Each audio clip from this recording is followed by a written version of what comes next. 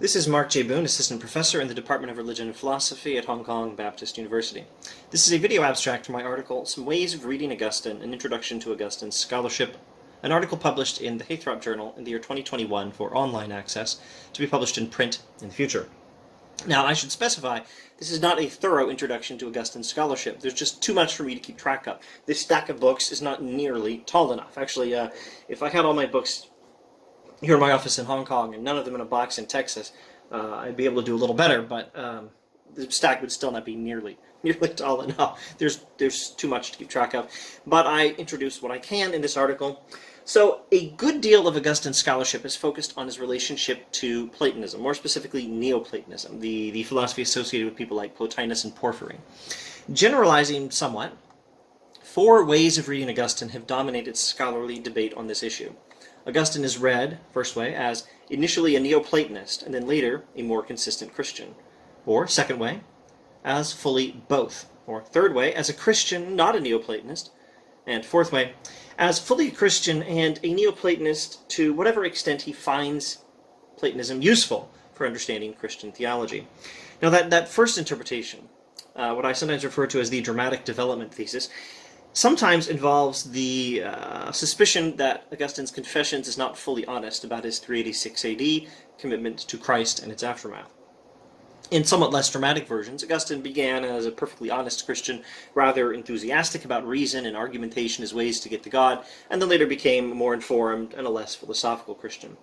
So this long debate has provided some very strong support for the idea that Augustine consistently takes seriously both Neoplatonic insights, but even more so, his Christian theology that he's totally committed to. Now, it is possible, though, that this whole debate, as we've known it, will be eclipsed in future scholarship by interpretations largely independent of the debate and frequently exploring new territory, especially the letters and sermons. More on that after a little more on the debate. Okay, so the dramatic development thesis. Let me give some names. I spend a good bit of the article going over some of the names and mentioning some of the books and giving a few pointers on them. The dramatic development thesis originates in, I believe it's the year 1888, with Adolphe von Harnack and Gaston Boissier. Another name associated with that theory is Prosper Alfaric. And more recently, we have names like Paula Fredrickson and Leo Ferrari. Now, I need to particularly mention this. Carol Harrison credits Peter Brown in his famous biography of Augustine, at least in an earlier edition of it, for popularizing a less radical version of the dramatic development thesis. Now, in the Christian Neoplatonist reading, we have a name, Pierre Courcelle. We also have Robert J. O'Connell. If you had to mention 2, I don't know, I guess you'd mention those 2. If you had to mention just 1 from that reading, I'd be inclined to mention O'Connell, but maybe I should mention Courcelle. This is probably not the best O'Connell book to hold up for mentioning him in this regard, but it's the one I could find on my shelves. Some other names associated with this reading include Frederick Van Flutteren and Henry Chadwick, and my homeboy, Philip Carey. Another possible way of reading Augustine is to take this Christian Neoplatonism reading and then subtract the Platonism, to read Augustine as a Christian and not really a Platonist. Now, this is rarer. Catherine Conybeare's book, The Irrational Augustine, I think seems to fit fairly well in this category of Augustine interpretations. Some other readers do sometimes come close, and I cite some scholars in the article who mention other scholars who interpret Augustine this way as a Christian and not really a Platonist. But Conybeare's interpretation of Augustine is subtle, as you can find from this book, and it may not be entirely fair to try to shove her into this conceptual box of this particular reading. More on the conceptual boxes shortly.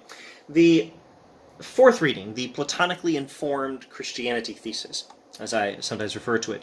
This 4th reading developed largely in response to the dramatic development thesis and to the Christian Neoplatonism thesis. In fact, I should say the Christian Neoplatonism thesis largely developed in response to the dramatic development thesis, and then the Platonically informed Christianity reading developed in response to both of them. So the general idea with this 4th way of reading Augustine is that he's consistently as much of a Christian as he knows how to be, and he's as much of a Platonist as he finds useful for understanding Christian truth. I would classify as, in this tradition, Eugene Cavane. This is the greatest book on Augustine that no one ever reads, more or less.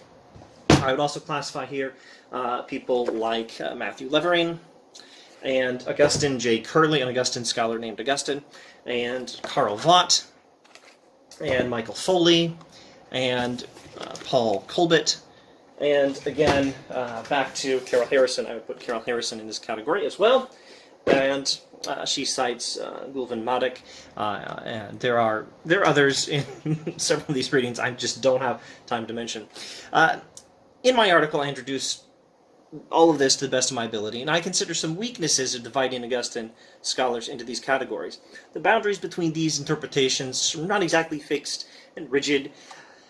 Still, there are some real differences in the conclusions scholars reach about Augustine, but also in how they reach these conclusions. So I do stick with these distinctions among different traditions in the Augustine scholarship, but it's important to remember that these are generalizations. Also, it's useful to keep in mind that there are other ways of reading Augustine that don't necessarily even get involved in this debate.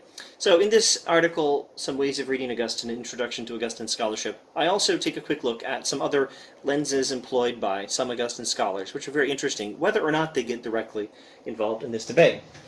And among them, I look at, again, Eugene Cavane, his magnificent book on Augustine's education, Augustine as an educator, rather, and Paul Colbert, and Ryan Topping. I look at Sarah Stewart Croker. I look at Karl Vaught. Where's Vaught? Karl Vaught again, and Eric Kenyon, and Mark Ellingson's The Richness of Augustine, and Joseph Clare, and Jason Biassy. And Biassy brings us to this huge section of Augustine scholarship focused on his Narrationes in Salmos, his expositions on the Psalms. The leaders in this area are Michael Cameron and Michael Fiedrowitz. Now, Fiedrowitz, this is the first of several volumes of the expositions on the Psalms in the new translation from New City Press.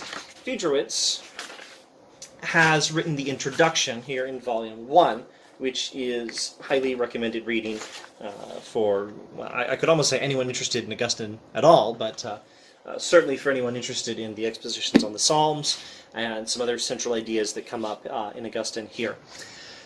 Okay, so Fiedrowitz and Cameron are leaders in this area. Now, my article doesn't explicitly mention, but probably should have mentioned, and I will explicitly mention it here, that Maria Bolding has done some magnificent work here as well. She should be mentioned alongside them. She's done some writing of her own in this area, but probably most importantly, for which we are most grateful, she did a whole lot of great work translating the expositions of the Psalms.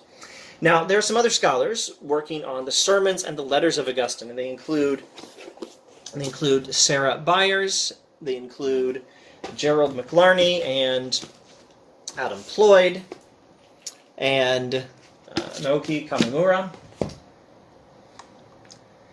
And I conclude my article with some preliminary observations, one of which is that future Augustine scholarship is going to uncover a different side of Augustine than the one we've come to know. Now, I'm going to read or paraphrase from the final article, the final paragraph of my article.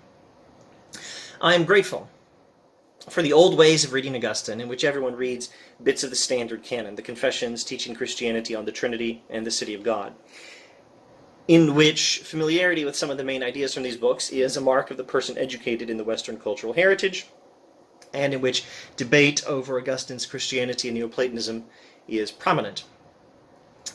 Things might have been different, however, if we'd spent recent decades and centuries with everyone reading from a different standard canon, say, the expositions on the Psalms. We would have known a different side of Augustine if the canon had been drawn from the pastoral writings, if familiarity with ideas like the Totus Christus, the whole Christ, that occupy works like the expositions on the Psalms, if these ideas had instead been emphasized, instead of a few of the main ideas emphasized when we talk about the Confessions. Everyone who's educated in the Western cultural heritage knows something about Augustine, knows something about one or two of these books, knows a couple of main ideas associated with the City of God, the Confessions, and so on. Things would have been different if instead it had been the expositions on the Psalms and a few ideas like the Totus Christus, Augustine's idea of the whole Christ, Christ in church identified. More on that perhaps some other time if I ever do a series on the expositions. Certainly more on that in this book, and particularly the introduction by Fiedrowitz. All right. Things might have been different. Would they have been better overall? I hesitate to say, but I will say this. I'm grateful for what we've had, but I think we can do better if we add to it with emphasis on these other things. Fortunately, prospects are good for knowing Augustine better in the future with a greater awareness of a broader set of Augustinian writings. There was a bright future in which we get to know better not only the Platonically inspired philosopher and the polemical theologian, but also Augustine, the friend, the pastor, the shepherd. I recommend this article, Some Ways of Reading Augustine, an introduction to Augustine scholarship, for anyone interested in Augustine, especially those who might need an introduction, however incomplete, to Augustine scholarship. The article is available online now at the Haythorpe Journal website. It is not, unfortunately, open access. You may be able to get access through a university library or an interlibrary loan or something if you need access and can't afford to pay for it. If and when, however, I have some time to work on it, and copyright restrictions also allow, I will make some version of the article available online at places like academia.edu, PhilPapers, and ResearchGate. Thanks for watching.